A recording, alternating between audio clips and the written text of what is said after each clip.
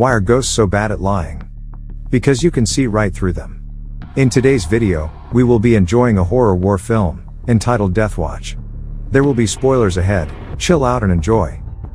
The exposition shows that Shakespeare, a 16-year-old young teenager, is being forcibly dispatched to the First World War by his father at night. While being attacked by Germans using gunfire and explosives, the British soldiers are scurrying around aimlessly in an attempt to save their lives. Later on, 9 soldiers are seen marching through the deep, misty woodland in the morning while towing a patient behind them. One of them stops to check the gas and announces that it is fog, which makes them relieved and they resume their journey. Then we see 3 armed men hiding in a ditch when the soldiers arrive there. They take control of the trench until they are reinforced. They killed one of them, while the second one ran away, yelling at the third to escape. Sergeant informs his soldiers, including Shakespeare, that they will remain here after speaking with Captain Bramwell. For the security inspections, the soldiers conduct a tour of the area. When they manage to escape through a little opening, blood begins to pour from what appears to be a closed hut. They saw numerous dead bodies laying around there and rats were roaming freely among the soldiers. Bradford finds a radio. Captain asks him if they can reach headquarters through it, and he replies that he can try. He is also told that they traveled in fog for several hours when he asked him. Shakespeare, McNiss, and Starinsky visit a place where they discover a gas can, a water bottle, and gunshots. They ruminate while inspecting the items lying around. Sergeant shows up and reprimands them. He gives the order for no one to rest until every inch of the trench is secured, and the soldiers comply. The wounded soldier, Colin Chavas, is given medicine by Fairweather. Chavas demonstrates to him his wriggling fingers as a symptom of his minimal recovery. When the man begs him not to go, he responds that Bradford is present and that he must attend to other affairs. Bradford dials the captain after radioing the company. Captain learns that the soldiers have been connected to the wrong company after revealing their location and other details. Bradford is forbidden by him not to tell anyone about this or they would be killed. A German who is smeared in mud and opening his eyes is discovered by Hawkstone while he is alone and taking a break during the search effort. Hawkstone cries out for rescue as the soldier attacks him. The rest of the soldiers come and Thomas Quinn shoots him. Tate tries to stop him, but he takes a knife and slashes the soldier's scalp as well. Later on, troops converse among themselves and exchange their experiences at night. Fairweather visits Bradford to find out whom to contact at the company. He claims that the chances of the signal connection are extremely slim. Bradford asks him about Colin and his health. He confirms that he will die soon. The topic turns to God and Bradford says that they are blessed by God to survive the attack and reach here. Fairweather, who disagrees, replies that God is nowhere and they are in misery, for that he refers to Colin's condition. On the other hand, McNiss curses Sargent and complains that he never calls Starinsky or Hawkstone because he is Scottish and Sargent hates them.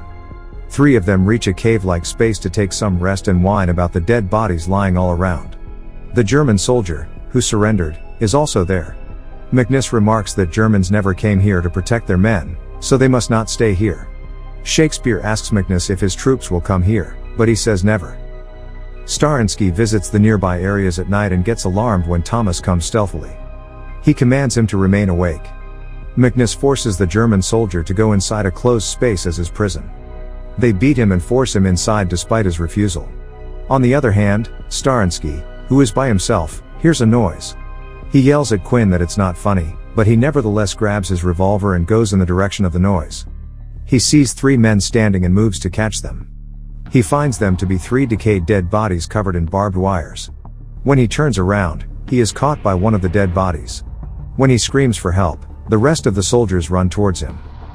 When Shakespeare arrives there, he discovers Starinsky's lifeless body wrapped in barbed wire. They question the German soldier but were unable to comprehend what he was saying. Shakespeare steps forward to speak in French, translating that everyone will die very soon. Because they perceived this as a threat, the troop thrashed him.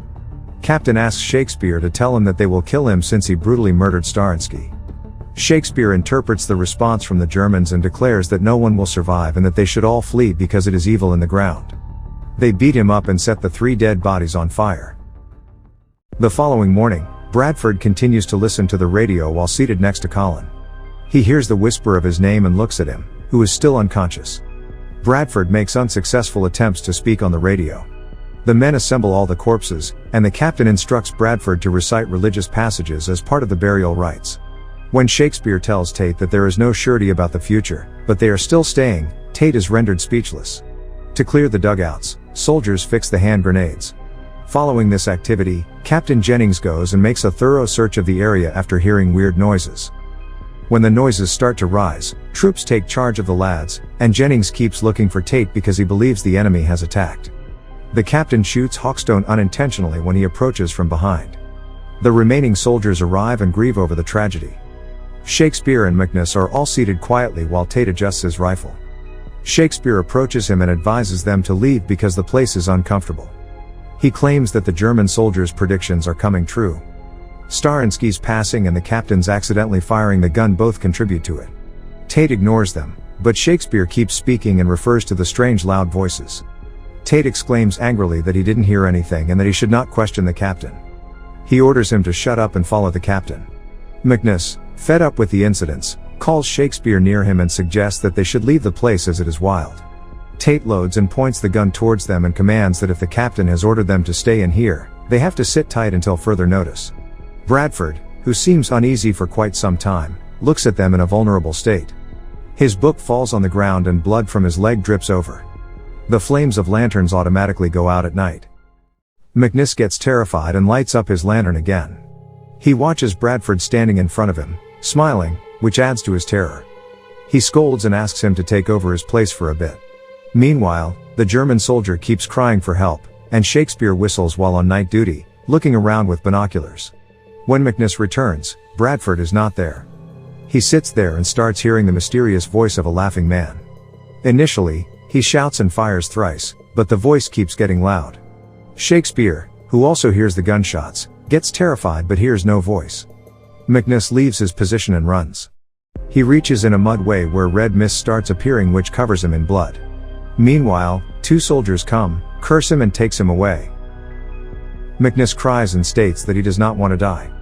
Fairweather tries to pacify him and says that they are hallucinating due to gas.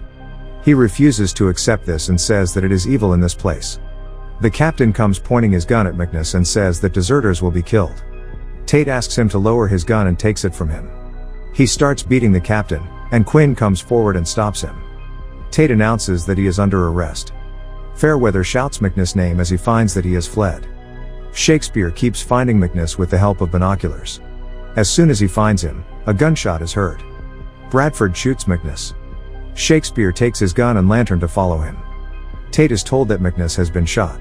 Shakespeare keeps finding Bradford, while Fairweather manages to find McNiss. As he goes to him, an unidentified object slips him underground and vanishes. On the other hand, Shakespeare questions Bradford and he says that death is moving inside him, he can feel it and they all will die. Shakespeare asks him to come back with him. He keeps saying that everything is possessed and he should kill him before he does any more harm.